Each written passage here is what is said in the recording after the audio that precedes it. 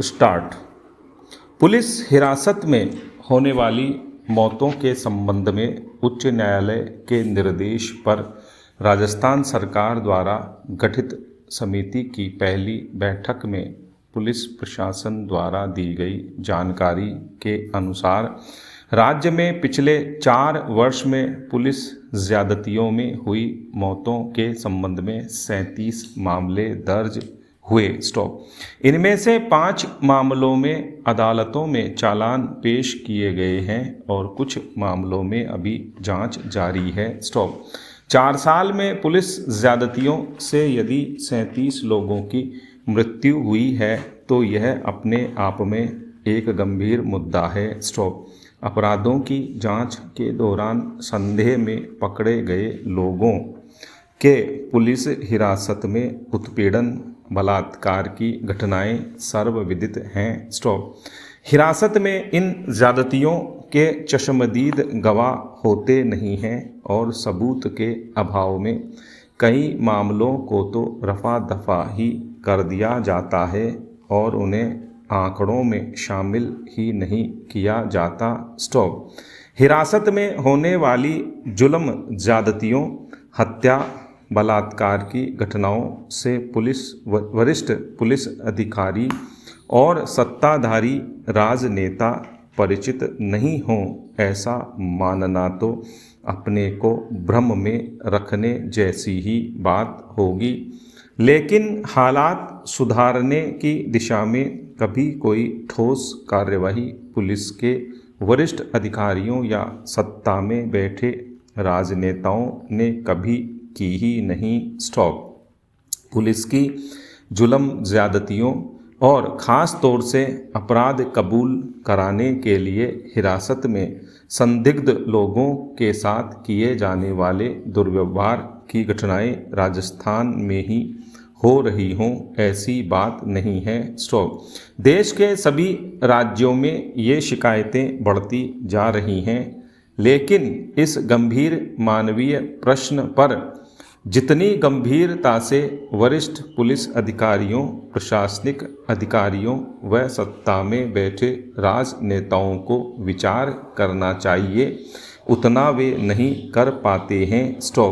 एक खेदजनक स्थिति यह भी है कि सत्ता में आते ही राजनेताओं की मानसिकता ही बदल जाती है और पुलिस के मनोबल में गिरावट न आ जाए, इस डर से वे वस्तु स्थिति को ही नज़रअंदाज करने लगते हैं। सत्ता से बाहर आते ही उनमें फिर पुलिस की ज्यादतियों से उत्पीड़ित जनता के प्रति संवेदनशीलता पैदा हो जाती है।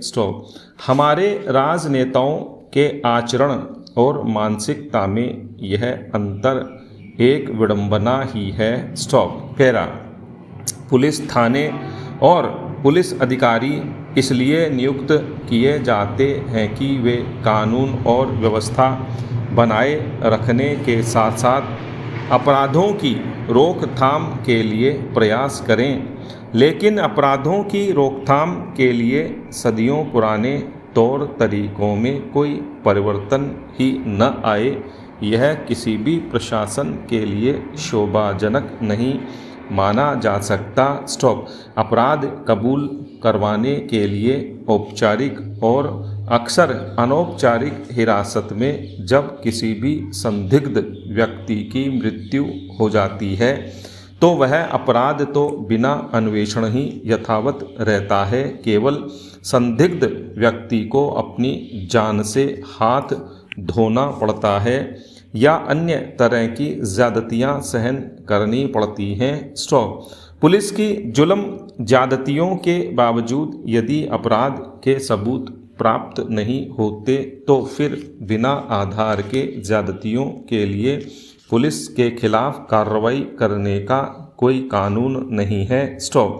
अकारण लोगों को हिरासत में बंद करना भी तो अपराध ही माना जाना चाहिए।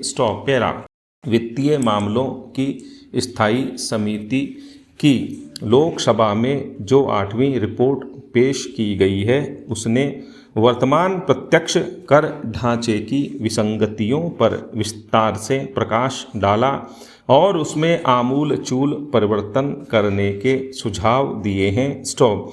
समिति ने कहा है कि वर्तमान कर ढांचे का पूरी तरह कायाकल्प करने की ज़रूरत है। स्टॉप। इसमें जो विसंगतियां पैदा हुई हैं उसके कारण करदाता की कठिनाइयां काफ़ी बढ़ गई हैं। स्टॉप।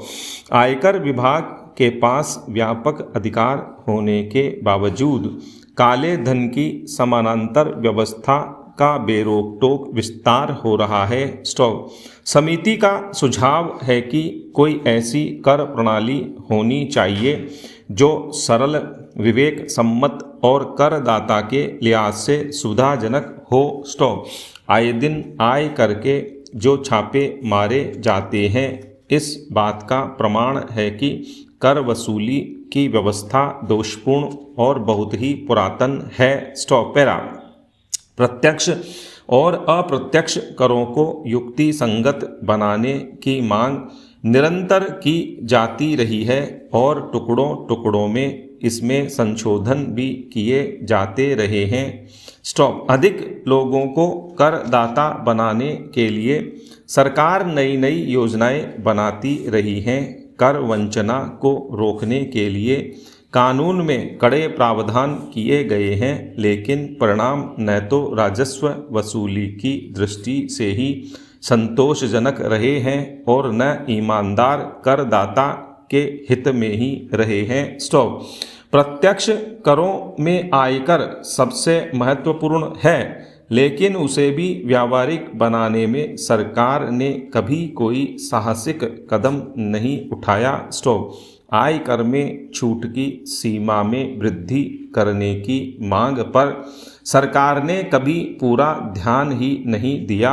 स्टॉप। यह सर्वविदित है कि नौकरी पेशा लोगों के अलावा शेष आयकर दाता कानून की खामियों का लाभ उठाते हैं और कर वंचना करके काले धन में बढ़ोतरी करते रहे हैं। स्टॉप।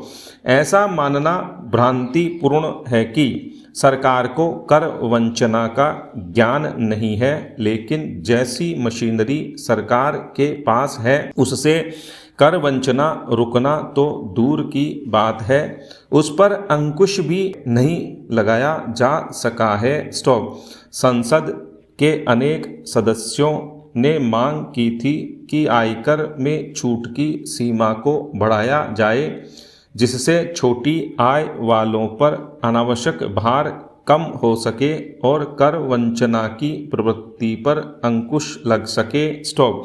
यदि सांसदों की मांग को स्वीकार कर लिया जाए तो उससे आयकर से होने वाली आय में कोई विशेष गिरावट नहीं आएगी और मध्यम वर्ग के कर्मचारियों, व्यापारियों को कुछ राहत मिलेगी। स्टॉप।